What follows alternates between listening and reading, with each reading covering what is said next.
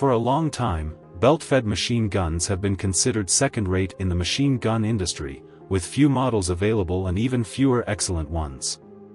This is especially true for the YBAZ and GBOZ, which have directly lowered the overall rating of belt-fed machine guns.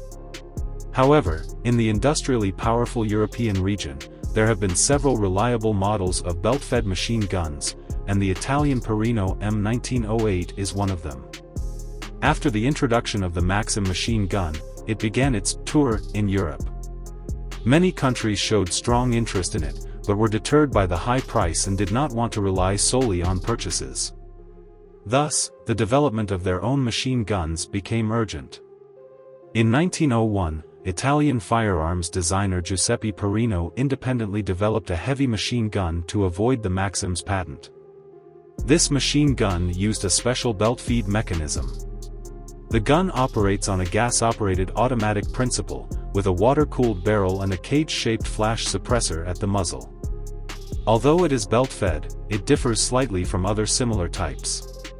Its feeding mechanism is similar to the Hotchkiss light machine gun, with a large ammunition box carrying a belt and using high-capacity belts of 25 rounds each, which is different from a certain game.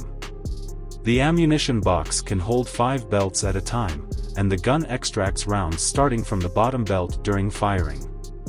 Unlike the and others, this machine gun is reliable in design, uses solid materials for the belt, and has a low failure rate in use. With its large belt capacity, the shooter can focus on aiming and firing, while the ammunition handler can calmly load belts into the ammunition box. In terms of sustained firepower, it is even stronger than the Maxim machine gun, which needs to be reloaded after firing a belt. The gun also comes with a heavy tripod with elevation and directional adjustments, with 2 legs in the front and 1 in the back. The sturdy rear leg also has a small seat, allowing the shooter to sit and operate the machine gun. After its introduction, the Italian military conducted shooting tests on it.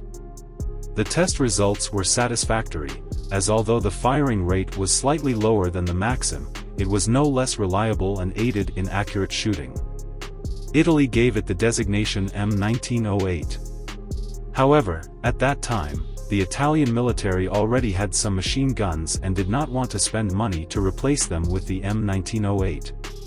It was still classified as the nation's top secret, with only a small amount produced for secret experiments.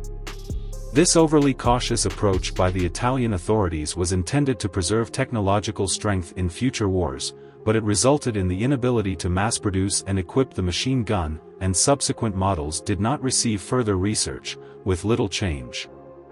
By the time Italy wanted to equip the gun on a large scale after the outbreak of World War I, they found that production and other aspects could not keep up, and the gun had already fallen behind after the war. The Perino M1908 machine gun belongs to the typical first-generation heavy machine gun, with its water-cooled jacket and heavy tripod as key components.